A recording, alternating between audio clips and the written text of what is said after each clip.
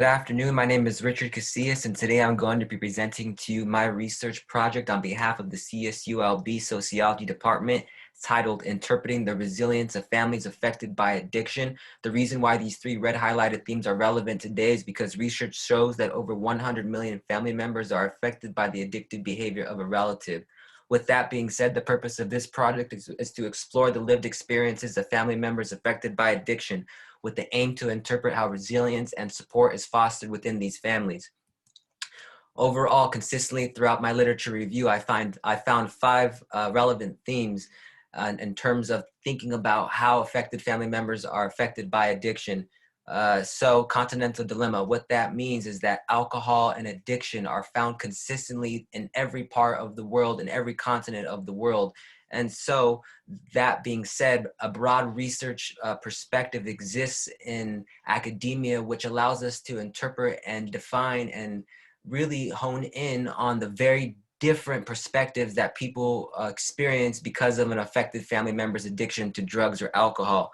And so the concerned quality of life becomes rampant in these studies because the overall concern for the drinker is that they're not living a life that is up to their expectations in terms of the affected family member's perspective of their life. And so the affected family member tends to take on the burden of the quality of life of the drinker and their own life. So their own life tends to be lived through two different lenses. The drinker and their own perspective of what the drinker should be living like. And so when all else fails, the affected family member, a loved one, or a friend of a relative who's an addict will go and reach out to support groups like Al-Anon, AA, or NA, or groups that are provided through the family service providers through different insurances. And so support group participation seems to be a mediating effect in alleviating the pain or the guilt or the burden that seems to be the cause related to alcoholism and the impacts it has on these families. And so the affected family members find meaning and interpret their situations of crisis through these various different support groups like Al-Anon or NA or AA or different domestic violence programs that are found in the community. And so with that being said, the affected family members find new ways to cope and new ways to deal with living with alcohol or living with an addict. And so it gives us reason to say that there is hope for these family members. It's just up to them to look for it and to believe that their lives are not completely taken over because of alcoholism. And so these five themes are found consistently throughout my research project. And so with that being said, my research design and method is focused really on the lived experiences of affected family members and trying to explore what it is that they go through, how they function, what it is that they feel when they're in an episodic episode with an alcoholic or an addict. And more importantly, trying to answer two research questions. How do affected family members foster resilience? And what kind of support do affected family members already have?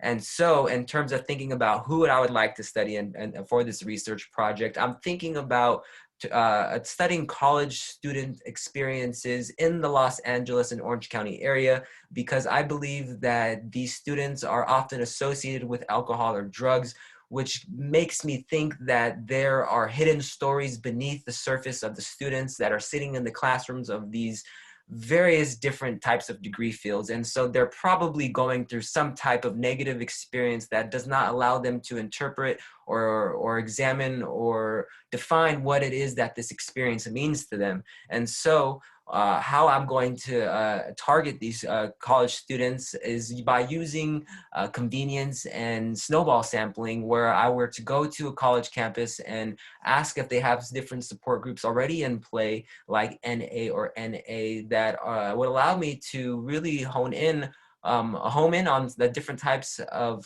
potential participants I could have for my study. And so with that being said, it is going to take more of a qualitative approach than it would be quantitative methods. But just because the research is focused on qualitative methods does not mean that quantitative methods should be completely expunged from the research. And so a quantitative perspective would allow us to ask questions like, how frequent are the drinker or the addict using substances? How often are they exhibiting violent behaviors?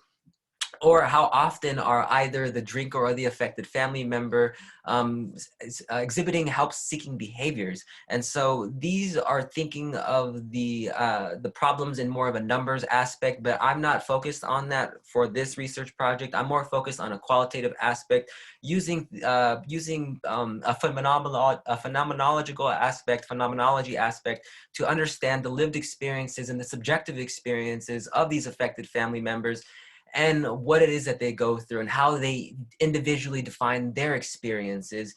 And so with that being said, once I do gather and collect the data from my participants, I want to use a thematic analysis to really home in on the different themes that are found within studying these college students, because not only do they share the similar experience of being a college student, but they also have different experiences that that are found beneath the surface within their lives as well. And so I do foreshadow some limitations, with one being already COVID-19, which is why we're conducting the interviews on Zoom. But I also foreshadowed the interviews and the groups being mostly overrepresented by women. There are a few reasons why I believe that, and one of them being is because maybe it is that men don't talk about their problems, so you won't really see them in the types of settings like Al-Anon or AA. Or maybe it's because there's an assumption that men tend to be more of the addicts and women tend to be more of the ones that are not exhibiting those types of behaviors. And so there are various different limitations in this study that I foreshadow. And another one being is that I'm not going to be using a quantitative methods approach to analyze the data, more so of a qualitative approach, because it is a qualitative methods class. And so with that being said, so what? Why should you care? And why should anybody really care about what I'm trying to do or what I'm trying to discover? Well, the quality of life is important for all of us. Anybody can be affected by alcohol. It does not mean that you have to be the addict, that you're not affected. It doesn't matter who or where you are in regards to your citizenship, your race, your ethnicity, your class, your gender, your sexual orientation. Anybody can be affected by the life of an addict or a drinker. And so it becomes important for all of us to study and really understand what it is that the drinker is going through, but the affected family member, the affected friend, or the affected relative, because their lives are important too, and how they interpret their subjective experiences really makes this society really operate. And if society can't operate because not only are the drinkers having problems, but the lives of the drinkers are also having problems, it's going to create a situation where we're all going to be perceived as living in a mad world. And alcohol seems to be a problem that is found on every continent, on every corner, and every place around the world. And so with that being said, the accessibility to alcohol is very rampant throughout each of the countries found throughout the world. And so we do not want to live in a world where we have to be scared of our relatives and scared of our friends. And so we want to really study and really understand how people build resilience and how people foster support in their lives, so that way they can pass that knowledge on to somebody else. And it creates a situation where we're always going to be continually passing knowledge on how to really shield and protect ourselves from the various things that try to cause us harm. And so with that being said, the timeline of this project, I project to be taking place over the course of 2 years, starting with January 21, beginning in the gathering research team, and ending in December of 2022, with beginning the publication process. And so there's a lot of things that have to go on in between all this to happen. And so I don't project that things can happen overnight. And so with being able to gather the focus group and being able to to conduct the analysis and to pick the various themes and to generate thank you letters and to close the research procedures or anything involved with the research process is going to take time. And so I project 2 years being that timeline of when this will be completed. And so with that being said, that concludes my research proposal project. And I just wanted to go ahead and thank my family for allowing me to be able to not only study sociology, but have the experiences that have shaped who I am, and what I'm capable of because of the experience that I had with my family. And not most importantly, thank you, Dr. Lopez, for allowing me to study this, to study sociology from a subjective experience.